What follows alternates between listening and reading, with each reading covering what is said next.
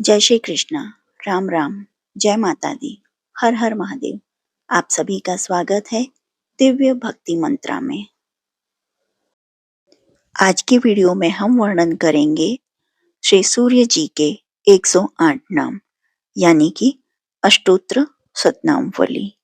जो आपको ये वीडियो पसंद आती है तो please like, share and subscribe करें और कमेंट बॉक्स में ओम सूर्याय नमः अवश्य लिखें। तो चलिए शुरू करते हैं। श्री सूर्य देव के 108 नाम। ओम अरुणाय नमः। ओम शरण्यै नमः। ओम करुणारस सिंधुये नमः। ओम असमान बलाय नमः। ओम आर्द्ररक्षकाय नमः। ओम आदित्याय नमः।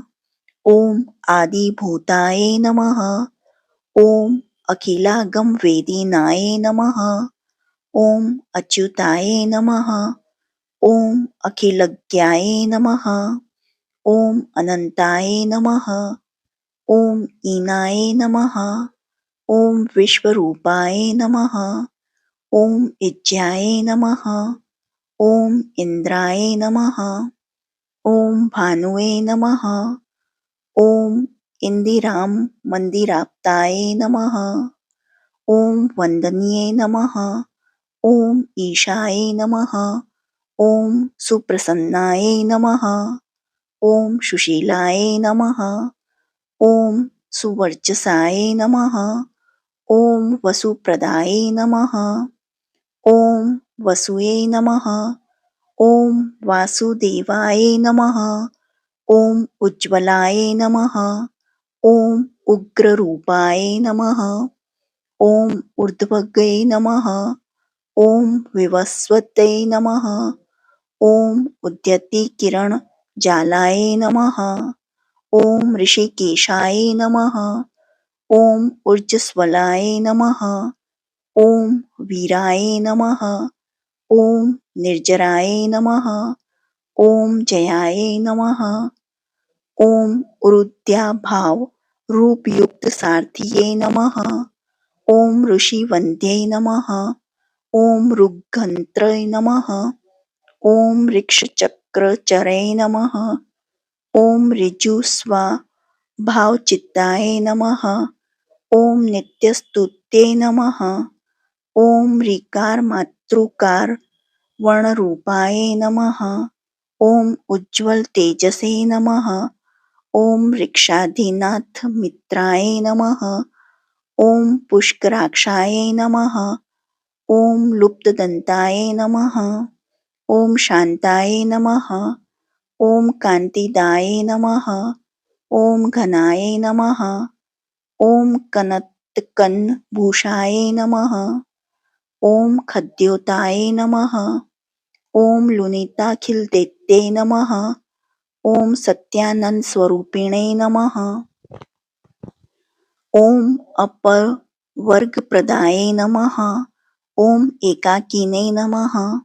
ओम भगवते नमः। ओम सृष्टिस्थित्यन्तकारिणे नमः। ओम गुणात्मने नमः। ओम घृणीभृते नमः। ओम बृहते नमः।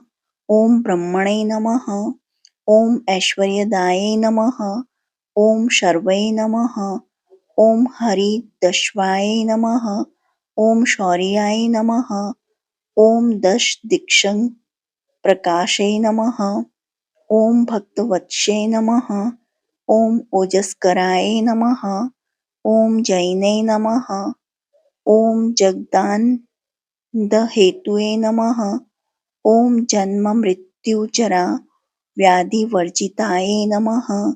ओम उच्चस्थान समारूढ़ रथस्थय नमः। ओम असुरारिये नमः।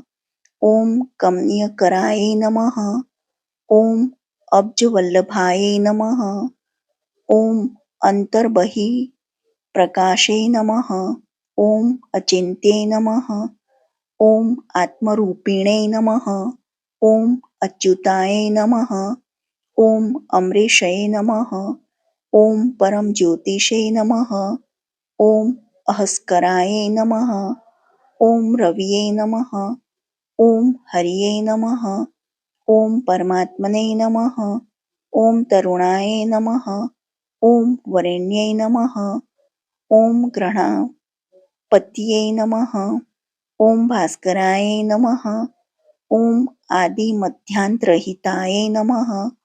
ओम सौख्यप्रदाय नमः। ओम सकल जगतांपतये नमः। ओम सूर्याय नमः। ओम कवये नमः। ओम नारायणाय नमः। ओम परेशाय नमः। ओम तेजोरूपाय नमः। ओम हिरण्यगर्भाय नमः। ओम संपत्कराय नमः। ओम ऐं इष्टार्थदये नमः। ओम सुप्रसन्नाय नमः। ओम श्रीमते नमः। ओम श्रेयसाय नमः। ओम सौख्यदायिने नमः। ओम दीप्तमूर्तये नमः। ओम निखिलागम वैद्याय नमः। ओम नित्यानंदे नमः। इति श्री सूर्यदेव अष्टोत्तर शतनामावली समाप्तम्।